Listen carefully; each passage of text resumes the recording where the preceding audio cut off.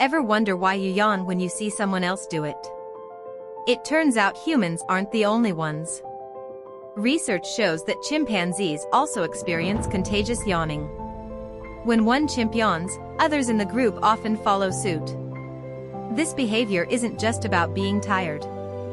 Scientists believe it's linked to empathy and social bonding. By mirroring each other, chimps strengthen their emotional connections within the troop. This suggests that the ability to share an emotional state is a trait we share with our closest primate relatives. It's a fascinating glimpse into the social brain and the evolution of empathy.